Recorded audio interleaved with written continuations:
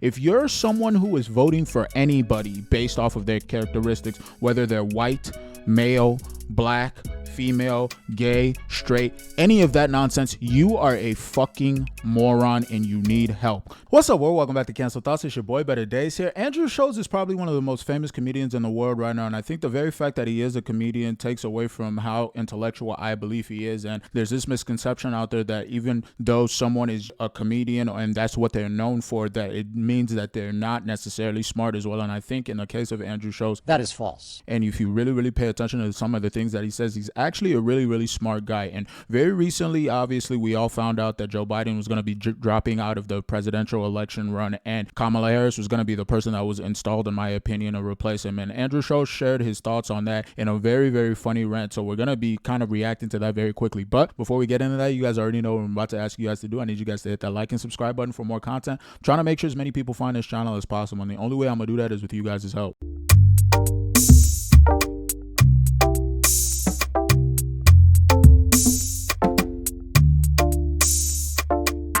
Biden is out and Kamala is in. The election went from drool runnings to cool runnings faster than a female cop can fumble her firearm.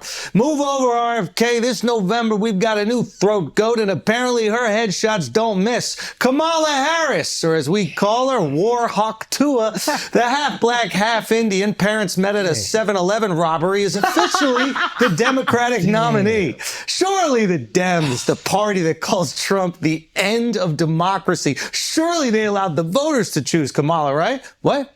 No?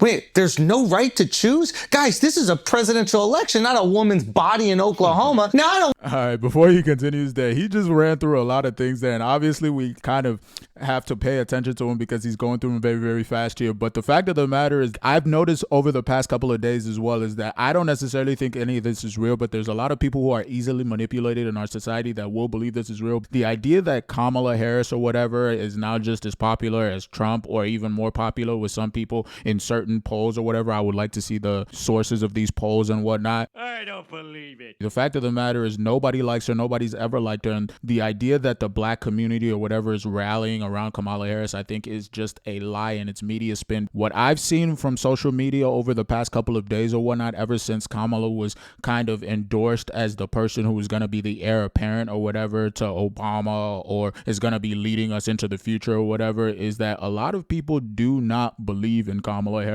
whatsoever. A lot of people have not liked her, and the fact of the matter is, over the past few years, it's not like Kamala Harris hasn't been in office. Like, Joe Biden, obviously, yes, has been the president, even though I think he was just a president in name only, because he obviously isn't making any of those decisions. Kamala has also been in office, and she also hasn't done jack shit over the past 4 years. And one of the things that he brings up there, and I want you guys to pay attention to some of the coverage on the politics over the next couple of weeks as well, is the idea that Donald Trump is a threat to democracy. And then like the democratic process or whatever is kind of under attack because of Donald Trump. But then they simultaneously did one of the most hypocritical things that you probably could do, in that they pretty much didn't allow the people to choose Kamala Harris to represent them. They didn't allow anyone to choose, obviously. And I'm in Chicago right now, and I'm going to be trying to go to the DNC in a month or so. Wish me luck. The fact of the matter is, no one chose Kamala Harris. And if you guys are Democrats or whatever, and you're trying to advocate for the idea that we live in a democracy and all that nonsense, Which we don't have. if you're trying to at least keep up the facade of the idea that we live in a democracy, for you guys to just basically install Kamala and then have everybody kind of rally around her is something that's so antithetical to everything that you claim that Trump is. Something ain't right. I don't want to seem like a flat-earthing, dinosaur-denying, believe-all-women conspiracy theorist, but it kind of feels like the Democrats dragged Biden's lifeless corpse through the campaign long enough to avoid a primary so they could place whoever they wanted as the nominee. And that's about as democratic as North Korea's Got Talent. Sidebar, last year's winner, Ching Chong Chestnut, ate 46 rats.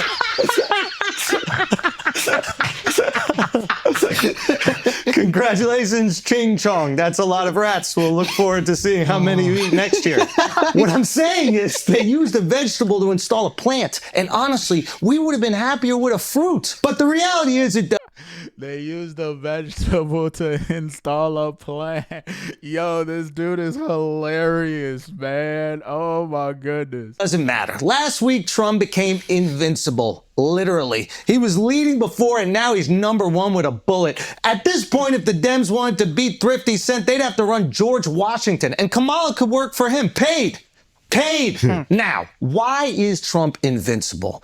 Because he has the power of Hulkamania, obviously, brother, with a hard R, and also because this is where the genius of, I think, Andrew Schulz kind of makes itself manifest, in that obviously there's a lot of people who know that Hulk Hogan has been, you know, caught in the past or prosecuted or whatever for calling someone the N-word with a hard R or whatever. For him to just like intricately like slip that in there like that, to me is just comedic genius. And you got to pay attention to stuff like this, because I don't necessarily think we have people in our society right now that are as funny and as creative as this guy. This pimple-lipped, pug-faced incel, we'll call him a trench bulldog, tried to make Trump's brain public domain. Fortunately, even a bullet couldn't make Donald open-minded. Now, getting a shot off at the president must be an incredibly difficult thing to accomplish. I mean, not as difficult as finding binoculars to fit his eyes. Jesus, he looks like the sloth from Ice Age. But he must have designed a pretty ingenious plot to circumvent the Secret Service and Oh, what's that?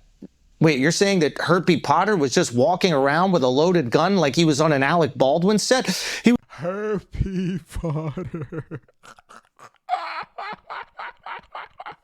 All right, that being said, I want to touch on something really quick before I continue this video. There's this idea out there that, and I think Trump has this in the bag, but there's this idea out there that's been permeating through the mainstream media that Kamala Harris has a bigger chance than people think, and people are going to be supporting her and all that nonsense. And it's like, you guys tried to put Trump in jail. That didn't work at all. Someone tried to assassinate him. I'm not going to name any names, and I'm not going to, speculate too much as to who it was that really was behind him, the assassination attempt or whatnot. That hasn't worked as well. Do you guys really think that you guys are just going to trot out some lady, call her black, even though I don't necessarily think she's black whatsoever, and then just have the entire black community supporting this lady, and then try to start reporting that people are supporting her? You must be on crack. He was carrying a fucking ladder and a rangefinder. He propped it up on a building that had cops in it, positioned himself on the roof with a perfect sight line to the president, and no one did anything? This Mickey Mouse security detail was so goofy it made Donald duck. Oh boy. Who's in charge of the Secret Service? A lady? Wait, what? Seriously? Well, of course she didn't have anyone on top of the building. Women only care about shots on a roof when there's a pool party. Now, I don't want to seem like a Bigfoot tracking, moon landing denying Jews don't control the weather conspiracy theorist, but it doesn't exactly feel like a 20-year-old fetal alcohol face McLovin should be able to infiltrate the most advanced security detail in history. I mean, the only other thing he's penetrated was his palm. Did Kim Cheadle hire Epstein's NyQuil Night Watch? What the fuck is going on here? This just doesn't feel right. And that's the problem. Nothing feels right. We have officially entered the post-truth age. We can't trust the media. We can't trust the government. We can't trust the pharmaceutical industry. We can't even trust the food we eat. So who can you trust? Me, your good friend Schulz. This episode. All right, I'm gonna end it right there because this dude is kind of funny and he could go on for days, I feel like. But he touched on very, very important things there, and obviously he did it in a comedic manner, which kind of like takes the edge off it a little bit. But these are very, very serious topics that he's making light of here. And the fact of the matter is, I obviously think that Trump is gonna win. I think Trump has it in the bag. But he mentioned there that we can't trust the media. Obviously, we can't, because I think what they've been reporting over the past couple of days or whatever is that Kamala has a great chance, especially with like women and specifically black women or whatever. And I do think she does have a chance with black women, and I think she is going to win the majority of the black female vote or whatever. But I don't necessarily think that's going to even give her maybe even 15%. I think we're obviously like a 13% minority in the country in terms of population or whatever. So it's like, even if you take the entire black community's 13%, that doesn't give you the number that you would need to make a significant difference and a significant dent into Trump's chances. That's number two. Number three, I want to end off this video by saying this, guys. If you are somebody who is voting for someone like a Kamala Harris because of observable characteristics like she's a black woman or she's a woman or she's black or anything like, if you are somebody, let me even make this even broader. If you're someone who is voting for anybody based off of their characteristics, whether they're white, male, black, female, gay, straight, any of that nonsense, you are a fucking moron and you need help. Now, a lot of people have reported over the past couple of days that the black female vote is obviously going to be going towards Kamala Harris or whatever, and that to me is crazy. I do think she's going to be getting a lot more support just for the simple fact that she is a black woman, and to all of the black women who are considering voting for her, you guys need help. You guys are kind of the example of why people don't even think women should have the right to vote today, because you guys are making decisions based off of nonsensical characteristics and not even based off of who could run the country better. The fact of the matter is, over the past 8 years, we've seen both Donald Trump run the country, and we've also seen Kamala Harris run the country. Even though you want to say that Joe Biden was the head of the ticket or whatever, Kamala Harris was also there. We've seen what the world has looked like under both of these candidates right now. If you guys cannot make the objectively right choice between those two people, I don't know what to say to you guys, man. At the end of the day, guys, I want to thank you guys for joining me on this video. You guys could have been anywhere else in the world, but you chose to be here with me, and I really do appreciate you. And before you go, be sure to leave a comment in the comment section below. Let me know exactly where you stand on the whole political situation. Peace.